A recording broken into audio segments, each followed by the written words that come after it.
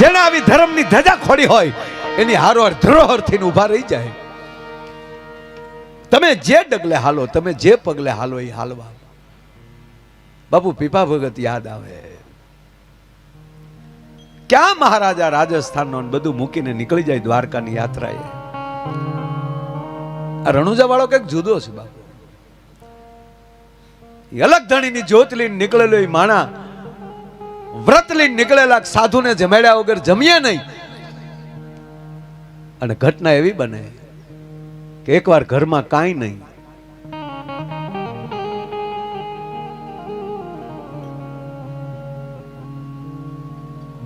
સાધુડા આવ્યા છે, પણ સાધુડો બીજો કોઈ નહોતો, અલગ ધણી પોતે હતા. જ્યારે કાંઈ ન રહે ને, કસોટી વાત આપણે બેઠા ત્યારે થઈ કે જ્યારે કાંઈ ન હોય એ પારખા તો ત્યારે જ થતા હોય, કોઈ ન હોય હારે. આખી દુનિયા એક બાજુ થઈ જાય.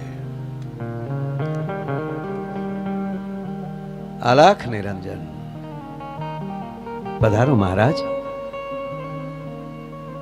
ભોજન કરના है भगत. હા બાપા બેસો. ઓરડામાં જઈ, ઝૂંપડીમાં જઈ, પીપા ભગત મહારાજ પીપા મહારાણીને કહે છે, દેવી સાધુ આવ્યા. કાંઈ વાંધો નહીં, પણ મને ખબર છે ઘરમાં કાંઈ નથી, વાસણ પણ નથી રહ્યું ઘરમાં, એ વેચાઈ ગયા છે. હજી છે, હું બેઠી રહ્યા. મહારાજ હું આ કોઠીમાં ઉતરી જાઉં છું. અનાજ ભરવાની જે ખાલી કોઠી હતી, અનાજ પણ ખાલી થઈ ગયેલું, એ કોઠીમાં હું ઉતરી જાઉં છું. અને કોઠીની અંદર ઉતરીને મારા વસ્ત્રો હું તમને આપું, વસ્ત્ર વેચી નાખજો અને એનું જે આવે એ સાધુડાને જમાડી દેજો. ઉતરે છે. બાપુ મને આ વાત એક બહુ ગમે. મહારાણી શું બોલ્યા ખબર? મહારાજ હા મારી એક ઈચ્છા છે. શું?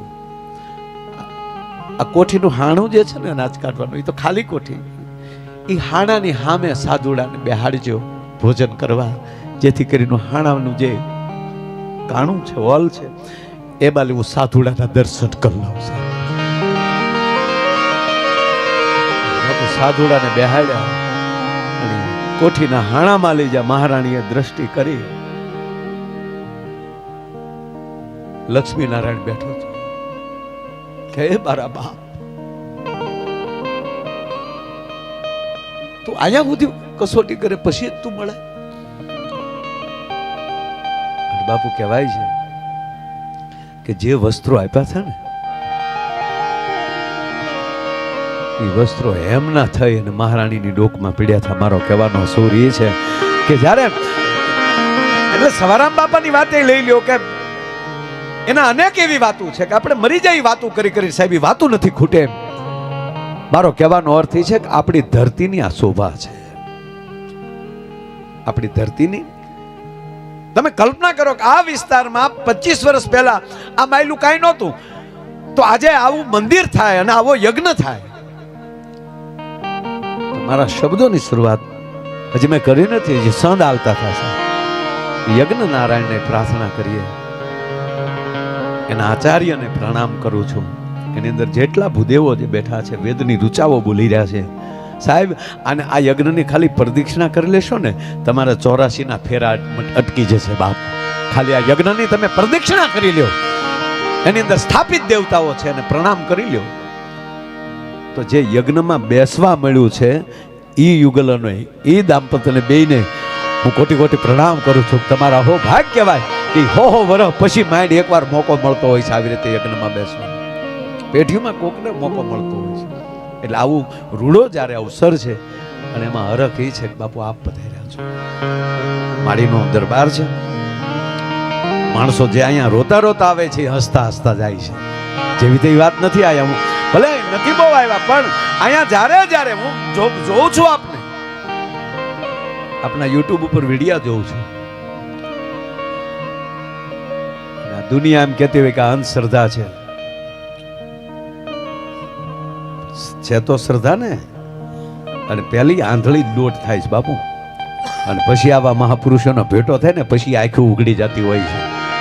બિલાડી હાથ ઘર ફેરવે ને ત્યારે બસાની આંખો ઉઘડે, એમ આપણે બિલાડી કરતા વિશેષ જઈએ કે ઘણી જગ્યાએ ફરતા ફરતા જઈએ, આવા મહાપુરુષ મળી જાય ને ત્યારે આંખો ઉઘડી જતી હોય. અને જ્યાં આપણે બાપુ જોયું છે કે બિલાડીની આ બસાની પછી જ્યાં આંખ ઉઘડે એનું ઘર. જે આપણી આંખ ઉઘાડી નાખે સાહેબ એ આપણું ઘર હોય છે, એ 100%ની વાત. બાકી તો આમ તો ઘણું ખરું બીજું હાલે છે બાપુ. એક જગ્યાએ મહાત્મા પધાર્યા અને ગામમાં દુકાળ, ગામમાં કાળ પડેલો. એટલે આવીને બાપુને પગે લાગે, અરે બાપુ हमारा खेत बधा सुखाई रहा है, हमारा बाजरा सुखाई जाता है बाबू. अच्छा कितने बीघा का है? बाबू हमारे पास तो 50 बीघा का बाजरा है, गांव में तो बीजा को है, तो बीजा का छोड़ो, तुम्हारी बात करो. कितना बीघा का है? कि बापू 50 बीघा का है. हाँ दक्षिणा दो. लो बापू 50,000. कोई बात नहीं, तेरे ऊपर कृपा शुरू हो गई है. सुबह देखना तेरा 1 लाख का खेतर भीना हो जाएगा. तो बाबू 50,000 में हवार जो ने तो गाम जाग्यू ने तो आनु खेतर पी गयु. बोलो. और पछी जे गाम दड़्यू, क्या बात है बापू, है कि क्या बात? अरे हिमालय से आए है. બહુ આગેથી આવે ને પાછું બહુ આપણે ઓળખતા નહીં, ત્યાં બહુ ન જવું. અહીંયા તો આ પેઢીઓથી ઓળખીએ છીએ, એના પગ પકડવા, અજાણ્યામાં માથા ન મારવા. તા ઓલો બીજે દી બીજો, બાપુ हमारा तो 20 बीघा का है, तो 20,000 रख दो. तो बापू એને 20,000 રાખ્યા, બીજે દી 20 बीघा પર લઈ ગયું પાછું. પછી તો બાપુ ગામને શ્રદ્ધા બેસી જાય ને, क्या बात है. एक जणो बापू मेरा 10 बीघा का, कोई बात नहीं 10 बीघा का रख दो, गूगल पे कर दो.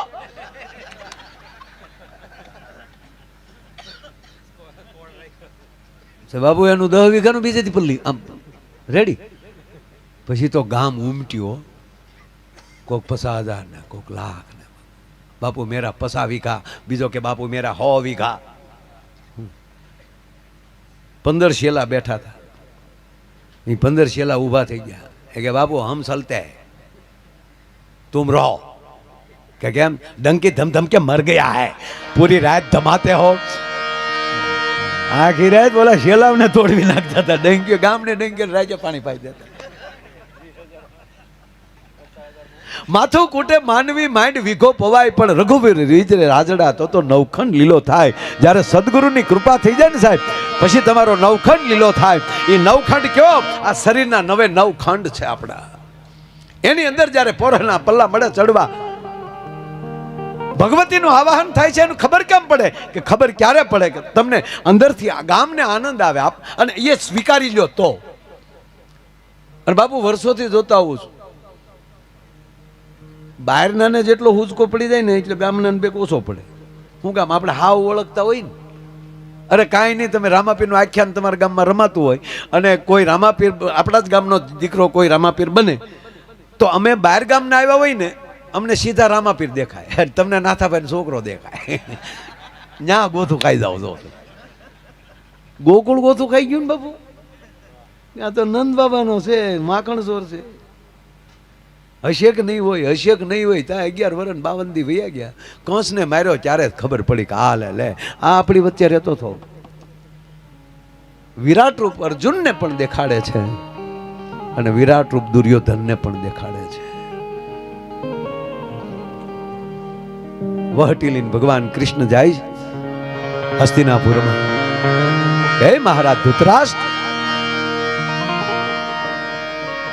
હું શાંતિ દૂત બનીને આવ્યો છું. હું પાંડવોનો પક્ષ લઈને નથી આવ્યો, પણ મને ભરોસો છે. જો આ વાત ભગવાન કૃષ્ણ એમ કહે છે કે મને ભરોસો છે. આપણા સદગુરુને આપણી ઉપર ભરોસો હોવો જોઈએ કે મારા શિષ્ય ઉપર મને ભરોસો છે, હું જેમ કે એમ કરશે. આજ ભગવાન કૃષ્ણ કહે છે કે હે મહારાજ ધૃતરાષ્ટ્ર, હે દાદા ભીષ્મ, હે કૃપાચાર્ય, હે દ્રોણાચાર્ય. અને ભગવાન કૃષ્ણ બાપુ ત્યારે બોલે છે એ અદ્ભુત બોલે કે હે ધૃતરાષ્ટ્ર, હે મહારાજ, હે હસ્તિનાપુર નરેશ, સંસારની અંદર આવી ધર્મસભા, આવી રાજસભા કઈ જગ્યાએ હોય કે જે સભામાં દાદો ભીષ્મ બેઠા હોય, જે સભામાં કૃપાચાર્ય બેઠા હોય, જે સભામાં ગુરુ દ્રોણ બેઠા હોય, જે સભામાં કર્ણ બેઠા હોય, અને ઈ સભામાં આજ કૃષ્ણ તમારી પાસે આવીને ખોળો પાથરે છે કે આ સભાને મારે વિખેરવી નથી. અને મને પાંડવો ઉપર ભરોસો છે કે હું જે કહીશ એ સ્વીકારી લેશે. માટે એનું ઇન્દ્રપ્રસ્થ પાછું આપી ગયું અને દુર્યોધન ઊભો થઈ જાય. અને સમાજમાં યાદ રાખજો, જ્યારે જ્યારે પ્રજા કે અને એવું રાજાને કરવું પડે ત્યારે વિના ચાયચ્છ દુષ્કૃતાઓ. રાજા કે એમ પ્રજાને કરવાનું હોય, એને બદલે જ્યારે પ્રજા કે, દુર્યોધન કે અને ધૃતરાષ્ટ્રને કરવું પડે. દુર્યોધન વચ્ચે બોલે છે અને ત્યારે કૃષ્ણ કહે છે કે દુર્યોધન, હું રાજાને પૂછું છું, હસ્તિનાપુર નરેશને પૂછું છું, તને નથી પૂછતો. દાદા ભીષ્મને પૂછું છું. અને ત્યારે દુર્યોધન ફરીવાર બોલે છે કે એને શું ખબર પડે, હું કહું છું કે ઇન્દ્રપ્રસ્થ નહીં મળે. તો ઇન્દ્રપ્રસ્થ નથી જોતું.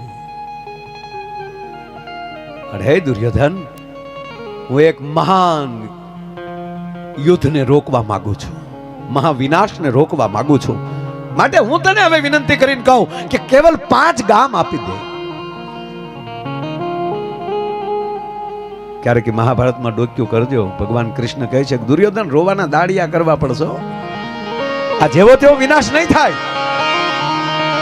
અને ત્યારે દુર્યોધન કહે છે કે તમે મને ભય દેખાડવા માટે આવ્યા છો. ભય નથી દેખાડવામાં આવ્યો, હું વિનંતી કરવા માટે આવ્યો છું. 5 ગામ નહીં, કોઈના નાકા જેટલી નથી દેવી, થાય કલ્યાણ. અને એનું કીધેલું ધૃતરાષ્ટ્ર કરતા હોય અને ઈ સભામાં કૃષ્ણ નીકળી જાય.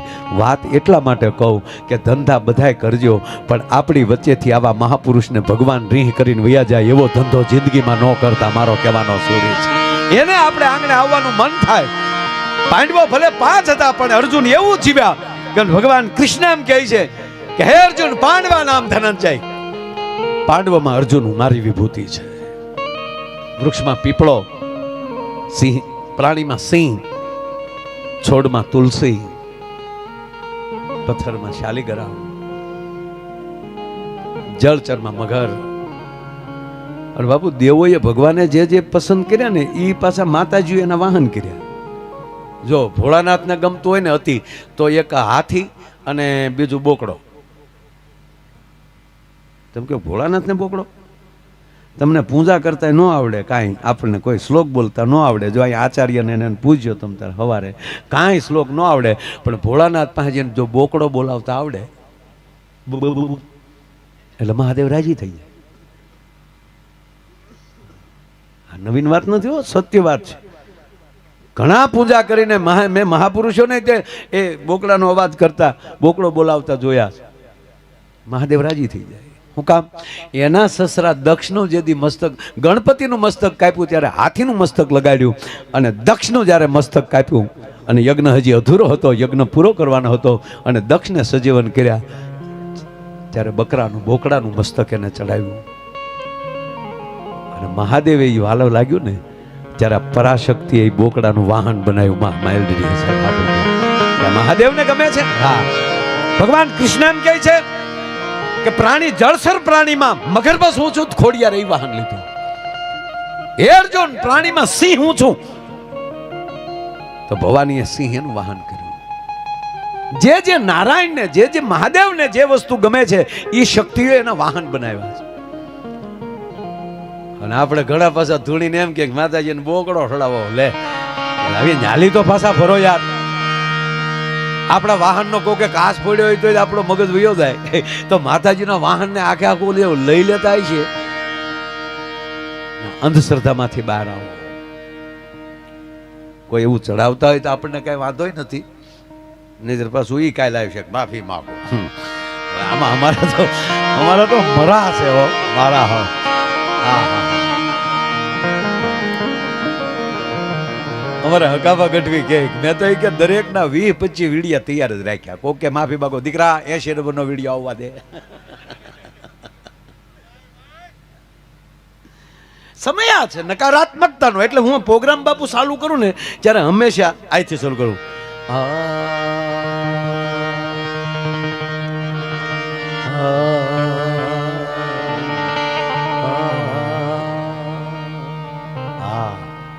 આપણી માએ પહેલો વહેલો શબ્દ આપણને શીખવાડ્યો હોય ને, પહેલું વહેલું આપણે બોલતા શીખ્યા હોય ને, એનું એ શબ્દ છે હા.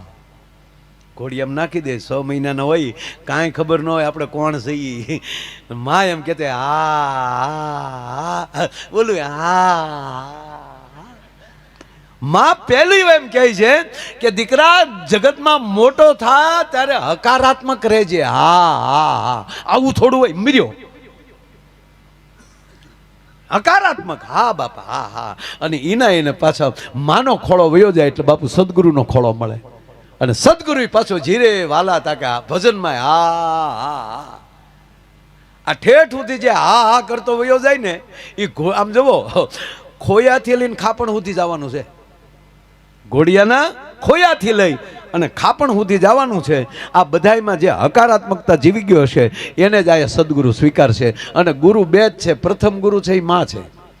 એ ભલે ભાઈ કમલેશ તો ક્યાંય ખાલી ખાલી, પણ પાયામાં માં છે. પ્રથમ કોઈ ગુરુ હોય તો માં, અને પછી એ માની કૃપાથી સદગુરુનો ખોળો. અને માં અને ગુરુમાં ફરક એટલો કે માં છે એ કુખથી જ્ઞાન આપે છે અને આ સદગુરુ પછી મુખથી જ્ઞાન આપે છે. અને જે માવું એ કુખથી જ્ઞાન આપે ને માડી એના જ સંતાનો આવા મહાપુરુષોની મુખની વાણી સાંભળે છે. એ વાત 100%. બાકી હમણાં એક બાળકનો જન્મ થયો ને હોસ્પિટલમાં બાપુ, તે સીધો પુષ્પન ડાયલોગ બોલ્યો. બોલો જન્મતા આવે તો મારા હમ નગર જે વસ્તુ જ્યારે સારી લાગતી ત્યારે લાગે. જન્મતા વેદ બાળક રડે તો જ સારું લાગે. જન્મતા વેદ રડે ને તો જ સારું લાગે. નગર હાસ્ય સારું જ છે. જન્મતા બાળકે ચાહે દાંત કાઢે મને દાખલો આપો. હું એનું ગામ મૂકીને વયું જાય, કોણ આવ્યો ભૂતના પેટનો? એમ ના, રડે તો જ સારું લાગે. અને આ છોકરો તો રડ્યો નહીં ને હસ્યો નહીં, સીધો બોલ્યો. ડોક્ટર જે આમ સાફ કરતા હતા ને ત્યાં બોલ્યો. આમ આમ આટી મારીને હાથ ઉપર બેસી ગયો છોકરો. એટલી ઉટાબરી ફટ દે. ડોક્ટર સામું જોઈને કે ઝુકેગા નહીં ચાલા. તા તો ડોક્ટર હાથમાં મૂકાઈ ગયો, તારી ભલી થાય. પણ મારો પીડ્યો પણ ગાડલામાં, પણ બિલાડી ઘોડે સીધો જ પીડ્યો. નર્સ બેન તેડવા ગઈ તો નર્સ સામું કે બ્રાન્ડ હે બ્રાન્ડ. આખી હોસ્પિટલ ગોથું ખાઈ ગઈ. પછી સંશોધન કર્યું કે જન્મતા વેદ બોલે નહીં, બોલ્યો તા ભલે બોલ્યો પણ સીધો પુષ્પાનો ડાયલોગ કેમ બોલ્યો. એ સંશોધન કર્યું ત્યારે જાણવા મળ્યું કે આ પેટમાં હતો તે દી એની માએ 45 વાર પુષ્પા જોયું. એના સંતાનો કોઈ દી આવા પ્રોગ્રામમાં ન આવે બાપ. માટે પેટમાં પોઢી એ જ સાંભળેલી જેણે રામ લક્ષ્મણની વાત.